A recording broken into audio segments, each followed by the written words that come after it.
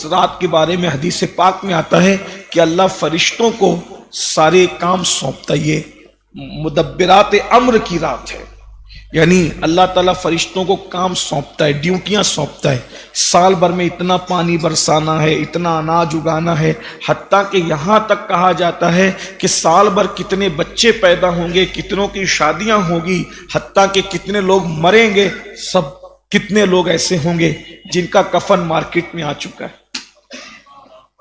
ہے، کتنے لوگ ایسے ہیں جن کا کفن مارکیٹ میں آ چکا ہے، وہ شادیوں کے منصوبے بناتے ہیں، وہ مکانات کے منصوبے بناتے ہیں، وہ دکانات کے منصوبے بناتے ہیں۔ میرے بھائیوں، آج کی رات موت و حیات کے فیصلے کی رات ہے، آج کی رات فیصلے ہوتے ہیں، کون کون انتقال کرنے والا ہے، سب وہ فہرست، سال بھر کی فہرست فرشتوں کو سونپی جاتی ہے۔ ہمارے بزرگوں نے فرمایا، یہ روایات برابر ہمارے بزرگوں نے اپنی کتابوں کے اندر لکھا ہے۔ اللہ اکبر، شادیاں کتنوں کی ہوگی، مریں گے کتنے لوگ، حادثات کتنے ہوں گے، کیا کیا معاملات ہوں گے آج کی رات۔ اب بتائیں، اس رات جب یہ فیصلے ہو رہے ہوں اور بندہ کہے کہ اللہ مجھے زندگی دے دے، تو اللہ تو پھر اللہ ہے نا، اگر اس کی بارگاہ میں گزارش کی جائے تو وہ محروم تھوڑی کرتا ہے۔ اللہ اکبر، جب رزق کی تقسیم کی رات ہے، آپ اللہ کے گھر میں بیٹھ کے روزی مانگ رہے ہیں، تو اللہ تبارک و تعالیٰ بڑھائے گا نہیں آپ کی روزی کو، عمر کو بڑھائے گا، روزی کو بڑھائے گا، برکت عطا کرے گا، نعمت عطا کرے گا۔ اس لیے خوش نصیبی ہے، اس رات وقت نکال کر عبادت کیا کرو۔ اللہ کے رسول علیہ السلام قبرستان تشریف لے گئے، آج کی رات بقیع میں تشریف لے گئے، اپنی امت کے لیے مغفرت کی دعا کی۔ ام المومنین سیدہ عائشہ صدیقہ کہتی ہے، حضور سر سجدے میں رکھ کر اتنی لمبی دعائیں کی امت کے لیے، اتنی لمبی دعا کی کہ مجھے ڈر لگا کہ کہیں حضور علیہ السلام کی روح تو نہیں چلی گئی، اتنا لمبا سجدہ کیا۔ تو میں نے ڈر کے مارے حضور علیہ السلام کے انگوٹھے کو حرکت دی، تو حضور علیہ السلام سر کو حرکت دے کر حضور علیہ السلام نے اپنے سر کو اٹھایا، تو مجھے اطمینان ہوا کہ اللہ کے رسول علیہ السلام کی روح اقدس پرواز نہیں کی۔ تو پھر حضور علیہ السلام نے مجھ سے کہا، عائشہ تمہیں پتہ ہے یہ رات جو ہے وہ نصف شعبان یعنی 15ویں شعبان، اللہ رب العزت اپنے بندوں کو بنی کلب کی بکریوں کے بالوں کی تعداد سے بھی زیادہ لوگوں کو جہنم سے آزاد فرماتا ہے۔ یہ دعا کی رات ہے، دعا کی قبولیت کی رات ہے، یہ مغفرت کی رات ہے، یہ بخشش کی رات ہے، یہ نجات کی رات ہے۔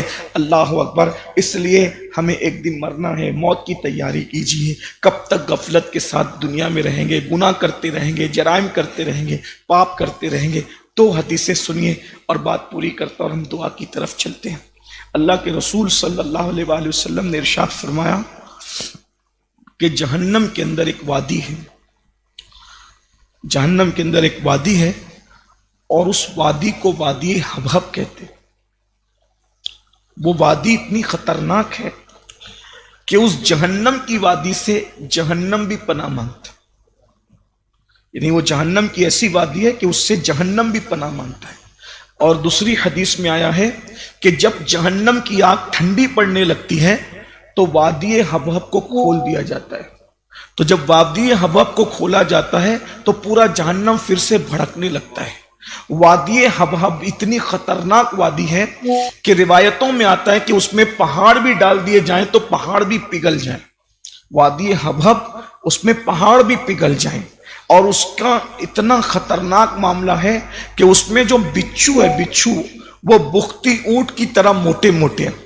بختی اونٹ یعنی عرب کے اندر بختی اونٹ جو ہوتے تھے وہ بہت موٹے تازے تڑنگے اونچے چوڑے ہوتے تھے۔ تو اللہ کے رسول علیہ السلام نے سمجھانے کے لیے کہا کہ حبہب وادی کے اندر بختی اونٹ کی طرح موٹے موٹے جو ہے وہ بچھو ہے، اتنے موٹے موٹے، اور اس میں سانپ ایسے ہیں، آقا فرماتے ہیں کہ 70 سال تک اگر گھوڑا دوڑایا جائے تو جتنی لمبائی میں 70 سال تک تم گھوڑے کو دوڑا سکتے ہو اتنے لمبے لمبے اس میں سانپ ہے۔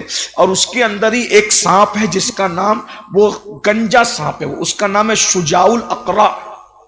یہ شجاع الاقرع جس کو گنجا سانپ کہتے ہیں، سانپ جب 3000 سال تک اپنی زندگی گزارتا، حالانکہ اتنی لمبی زندگی نہیں ملتی، لیکن جو سانپ 3000 साल तक या 300 साल तक अपनी जिंदगी गुजारता है तो वो गंजा हो जाता है, उसको गंजा सांप कहते हैं। और ये सिर्फ समझाने के लिए है, वरना जहन्नम की कोई चीज दुनिया की तरह नहीं है और जन्नत की कोई चीज दुनिया की तरह नहीं है। वहां कितना दर्दनाक अजाब है, कितना खतरनाक अजाब है, इसका अंदाजा हम नहीं कर सकते। लेकिन अल्लाह के रसूल अलैहिस्सलाम ने अपनी उम्मत को समझाने के लिए फरमाया, शुजाउल अकरा उसमें है, बुख्ती ऊंटों की तरह उसके अंदर बिच्छू है, और वो बिच्छू एक बार डंक मारे तो 100 साल तक के जहर जिस्म में घूमता रहे और इंसान की हड्डियों के जोड़ जोड़ उसमें टूट जाएं, ये कैफियत है। सहाबे किराम ने पूछा, या रसूल अल्लाह, उसमें किन लोगों को अल्लाह दाखिल करेगा?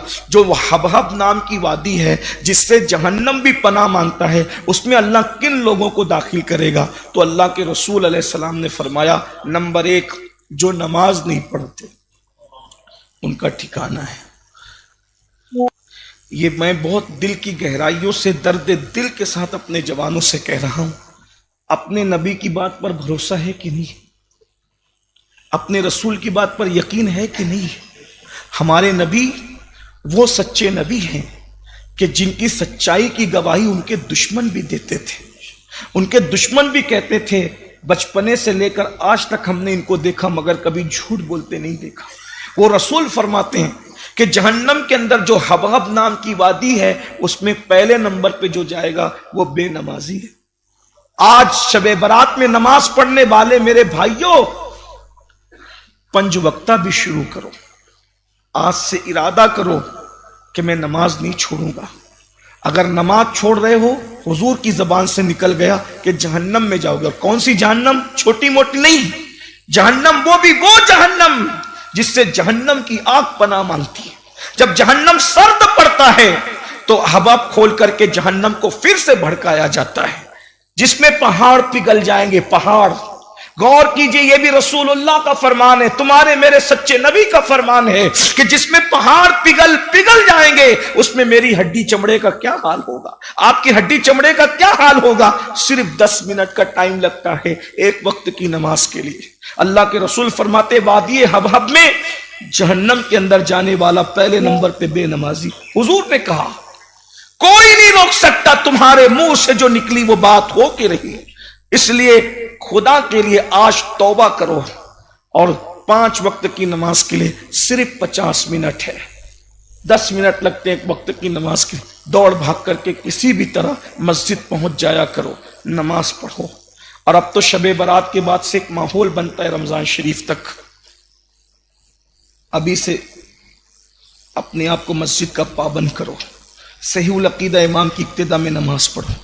फरमाया नंबर 2, जो हबहब वादी में डाला जाएगा वो जानी, जिनाकार, बदकारी करने वाला, उसमें डाला जाएगा।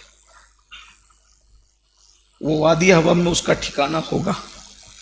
आजकल नौजवान छोकरे बदकारी की तरफ बढ़े, उनको नहीं पता है ये बदकारी क्या है। सरकार गरीब नवाज फरमाते हैं अपने मलफूजात में कि जो जिना करके गुस्ल करता है, उसके बालों से जितने पानी के कतरे टपकते हैं, हर कतरे के बदले में उसके नामे अमाल में 1 साल के गुनाह का अजाब लिखा जाता है। हर कतरे के बदले 1 साल का गुनाह, 1 साल का गुनाह हर कतरे के बदले में। सोचो कितने कतरे टपकते हैं। जिना करने वाला नहाकर अपने जिस्म को तो पाक कर लेता है, लेकिन अगर वो 7 समुंदरों को भी पानी अपने बदन पे बहा ले तो उसके दिल पर जो गुनाह का धब्बा लगा है, 7 समुंदर का पानी भी उसको धुल नहीं सकते। और जानियों का हाल ये है, अल्लाह उनकी नस्लों के अंदर बागी पैदा करता है, उनकी नस्लों में लंगड़ी लूली औलाद, ऐबी औलाद पैदा करता है, ताकि लम्हों के गुनाहों ने सदियों की सजा पाई का मामला उनके साथ। अल्लाह उनको अपना दुश्मन बना लेता, अल्लाह उनसे दुश्मनी करता है। बहुत बुरी चीज है। आज ये गंदी फिल्में, नंगी फिल्में, गंदी पिक्चरें हमारे नौजवानों को जिना की तरफ ले जा रही। मेरे कौम के जवानों, जिना न करो। जवान हो गए हो, जल्दी शादियां करो। माँ बाप को भी चाहिए कि बच्चों की शादियां जल्दी करें। अगर वो ताखीर करते हैं बच्चों की शादी में और बच्चे जिना करते हैं तो वो जिना का वबाल सिर्फ बच्चों को नहीं होगा बल्कि माँ बाप के सर पे भी जाएगा।